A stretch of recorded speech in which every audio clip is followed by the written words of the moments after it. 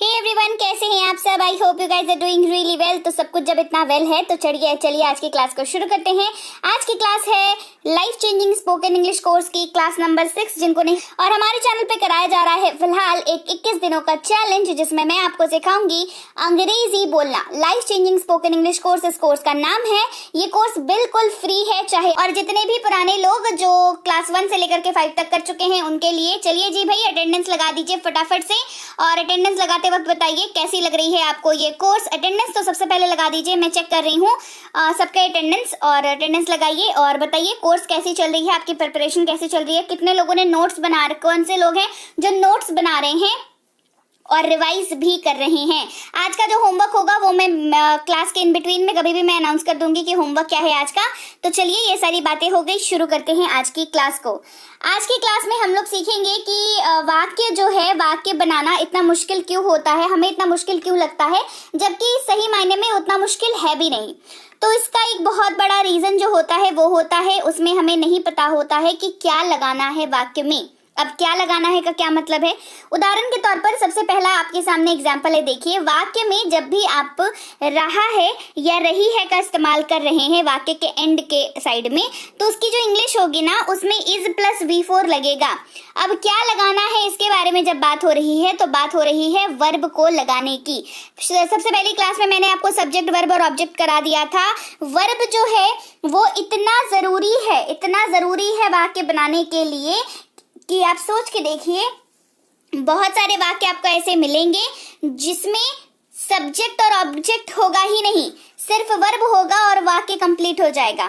Verb इतना जरूरी है वाक्य बनाने के लिए। जी हाँ, तो वाक्य में अब वो सारी डिटेल्स हम लोग पूरे थ्रू आउट द क्लास में डिस्कस करेंगे, क्यों बोल रही हूँ, क्या बोल रही हूँ और आप किस तरीके से इसको समझ सकते हो, सब कुछ डिस्कस करेंगे। So don't you worry about that. अभी जो है फोकस करिए इस वाले आपकी स्क्रीन पर जो एग्जाम्पल दिख रहा है उस पर, कि वह क्रिकेट खेल रहा है। इस वाक्य को जब आप अंग्रेजी में कन्वर्ट करेंगे तो इसकी पोजीशनिंग थोड़ी सी चेंज कर देंगे।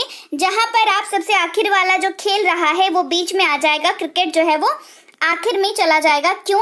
क्योंकि इसे हमें SVO के पैटर्न में सेट करना है। जैसे ऊपर वाले वाक्य को अगर आप देखेंगे तो आपको पता चलेगा ऊपर वाले वाक्य में कि ये सब्जेक्ट है और ये अदर वर्ड्स है और ये जो है यहाँ पर वर्ब है, ठीक है। लेकिन जब आप इंग्लिश में कन्वर्ट करते हैं तो ये जो मतलब 1 2 3 वाला हिसाब है ना, SVO ये होता है, ना कि SOV, ठीक है। तो अब इसको इंग्लिश वाले में सेट कर लीजिए, सब्जेक्ट लिख लीजिए, वर्ब को बीच में लिख लीजिए क्योंकि SVO होता है और ऑब्जेक्ट जो है वो लास्ट में आ जाएगा। अब इसकी ट्रांसलेशन जब आप करोगे तो आपको बिल्कुल भी दिक्कत नहीं होगी। वह की अंग्रेजी ही होता है अगर लड़के की बात कर रहे हो, और खेल रहा है, खेलने की बात हो रही है। रहा है अगर वाक्य में दिखता है तो इज तो इस्तेमाल होगा, साथ में V4 इस्तेमाल होगा। यहाँ पर वर्ब क्या है? वर्ब है खेलना, और खेलने की अंग्रेजी क्या होती है? V4 क्या होती है? वो होती है प्लेइंग। खेलने की अंग्रेजी होती है प्ले और उसका V4 होता है प्लेइंग, ING वाला फॉर्म होता है V4। और क्रिकेट तो भैया क्रिकेट ही रह जाएगा, ठीक है। अब समझिए वर्ब की इंपॉर्टेंस कितनी है। ये 4 वाक्य आपके स्क्रीन पे है, पढ़िए। मैं खाता हूँ, I eat। मैंने खाया, I ate। मैं खा रहा हूँ, I am eating। मैंने खा लिया है, I have eaten। ये चारों के चारों वाक्यों में एक चीज है, वो कॉमन है। कॉमन क्या है? कॉमन क्या है बताइए? कॉमन है खाना। क्या है? खाना। ये जो प्रोसेस आप कर रहे हो, ये खाना जो है वो प्रोसेस जो है वो कॉमन है, ठीक है। तो चारों में ये कॉमन है, लेकिन फॉर्म सबके अलग अलग है। फॉर्म से सबके अलग अलग है। एक जगह ईट है, एक जगह एट है, एक जगह ईटिंग है और एक जगह ईटन है। तो वर्ब अगर आपको ये चारों नहीं पता होंगे तो आप अलग अलग अवस्था वाक्य की कैसे दर्शाओगे। मैंने क्या बताया कि बिना सब्जेक्ट और ऑब्जेक्ट के भी वाक्य कई बार सिर्फ वर्ब के इस्तेमाल से बन जाता है। जैसे अगर आपको किसी को कहना है जाओ, है ना, आप कहेंगे, क्या कहेंगे? आप कहेंगे गो। तो गो जो है अपने आप में पूरा वाक्य है, सामने वाले के समझने के लिए पूरा कंप्लीट है ना।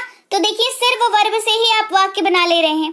बहुत सारे वर्ब ऐसे हैं, सारे तो नहीं इस्तेमाल होते हैं वैसे, लेकिन बहुत सारे ऐसे हैं जिनका सिर्फ सिंगल इस्तेमाल से जो है, सिंगल वर्ब इस्तेमाल से जो है वो पूरे वाक्य का काम कर जाता है कई बार। इसीलिए बोल रही हूँ वर्ब जो है वो बहुत जरूरी है। जब आप वाक्य बनाना की सोच रहे हैं और अंग्रेजी बोलना चाह रहे हैं तब वर्ब को गहराई से जानना जरूरी है। तो आज की क्लास में वर्ब पढ़ेंगे, सारे फॉर्म्स पढ़ेंगे, कैसे इस्तेमाल होता है वो जानेंगे। वर्ब जो है वो V1, V2, V3, V4 जो है ये प्रचलित है, जो टीचर्स भी इस्तेमाल करते हैं और बच्चे भी इस्तेमाल करते हैं, जिससे हमें ऐसा याद रखने में आसानी हो जाती है। वर्ब का पहला फॉर्म V1, दूसरा फॉर्म V2, तीसरा V3 और चौथा V4 हो जाता है। ये इस तरीके से कहलाता है। लेकिन अगर सही मायने में बात करें तो इनका नाम आपको कुछ यूं दिखेगा, present simple, past simple, past participle और प्रेजेंट पार्टिसिपल। ठीक है, ये इनका ऑफिशियल नाम है, ये इनका ऑफिशियल नामकरण हो रखा है, तो ये इनका ऑफिशियल नाम है। अब समझते हैं कि कैसे ये ट्रांसफॉर्म होते हैं। सबसे पहले लेते हैं खाना। खाना की अंग्रेजी होती है ईट। खाया यानी कि एट, खा चुका है ईटन, खा रहा है ईटिंग। खेलना प्ले, खेला प्लेड, खेल चुका है प्लेड, खेल रहा है प्लेइंग। लिखना राइट, लिखा रोट, लिख चुका है रिटन, लिख रहा है राइटिंग। पढ़ाई करना या पढ़ना स्टडी, पढ़ाई किया स्टडीड, पढ़ाई कर चुका है स्टडीड, पढ़ाई कर रहा है स्टडीइंग। ठीक है, तो आप देख रहे होंगे जब भी कंटिन्यूअस की बात हो रही है, खा रहा है, खेल रहा है, लिख रहा है, पढ़ाई कर रहा है, हर जगह पर V4 का यूज हो रहा है। ठीक है, आगे बढ़ाते हैं। हंसना, हंसना की अंग्रेजी होती है लाफ। हंसा लाफ्ड, हंस चुका है लाफ्ड, हंस रहा है लाफिंग। रोना क्राई, रोया क्राइड, रो चुका है क्राइड, रो रहा है क्राइंग। देखना सी, देखा सॉ, देख चुका है सीन, देख रहा है सीइंग। कहना से, कहा सेड, कह चुका है सेड, कह रहा है सेइंग। गाना सिंग, घूमना या टहलना वॉक, घूमा या टहला वॉक्ड, घूम चुका है वॉक्ड, घूम रहा है वॉकिंग। बाय खरीदना, बॉट खरीदा, खरीद चुका है बॉट और खरीद रहा है बाइंग। बॉट BOUGHT जो है इसका उच्चारण में थोड़ी सी डिफिकल्टी आती है, बॉट है ना, इसको इसीलिए उच्चारण दे रखा है। ब्रिंग यानी कि लाना, ब्रॉट यानी कि लाया, ब्रॉट यानी कि ला चुका है, ब्रिंगिंग यानी कि ला रहा है। काम करना वर्क, काम किया वर्कड, काम कर चुका है वर्कड, काम कर रहा है वर्किंग।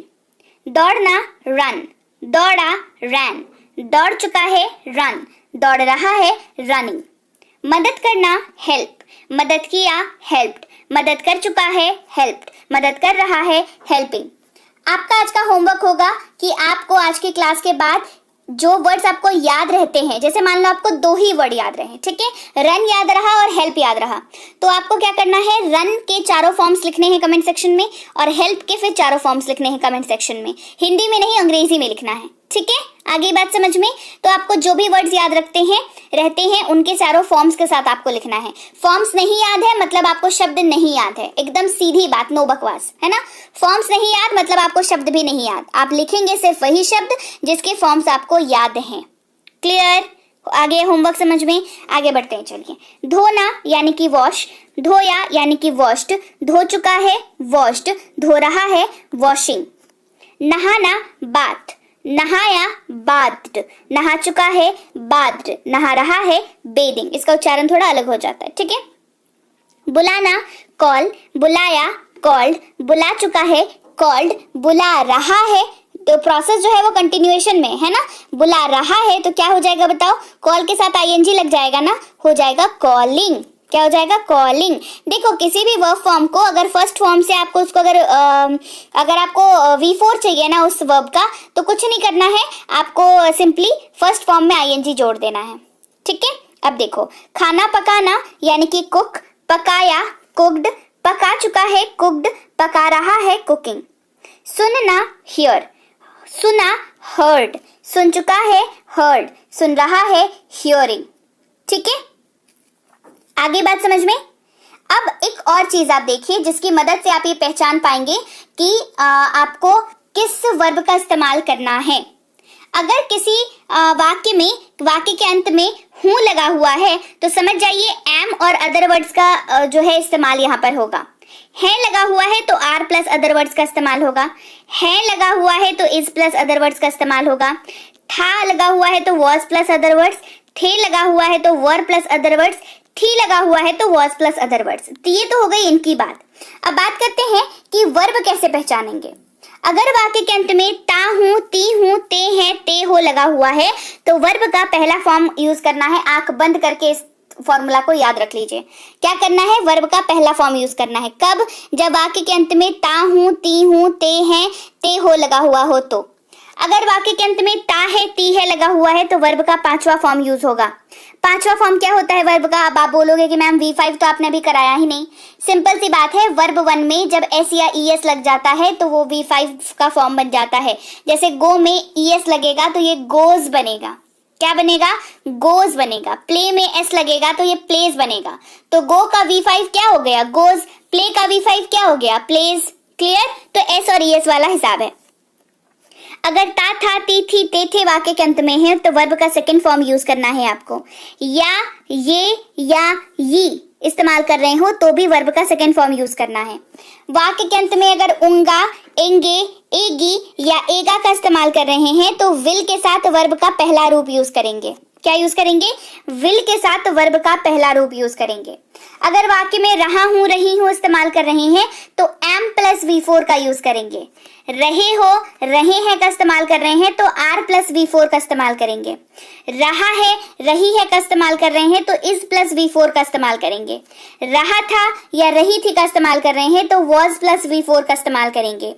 रहे थे का इस्तेमाल कर रहे हैं तो वर प्लस वर्ब 4 V4 का इस्तेमाल करेंगे। ठीक है, तो ये मैंने आपको बताया वो चार्ट जिसके हिसाब से आप ये डिसाइड कर सकते हो हिंदी वाले वाक्य को देख करके कि इसकी इंग्लिश जब कन्वर्ट होगी तो कौन सा वर्ब का फॉर्म लगेगा। और इसी वजह से ये क्लास इतनी इंपॉर्टेंट है। ठीक है, जैसा कि मैंने आपको बताया अगर वाक्य के अंत में रहा है, रही है इस्तेमाल हो रहा है तो इज प्लस V4 लिखेंगे। जैसे वह क्रिकेट खेल रहा है तो ही इज प्लेइंग क्रिकेट। खेलने की बात हो रही है तो प्ले होगा, प्ले का V4 होगा प्लेइंग और इसके साथ लगेगा ये, है ना, तो इज प्लेइंग क्रिकेट। अगला है वह सुंदर है। वह सुंदर है, वाक्य के अंत में सिर्फ है दिख रहा है तो इज प्लस OW का इस्तेमाल करेंगे और ये वाक्य जो है वो वर्ब के बिना है। क्लियर?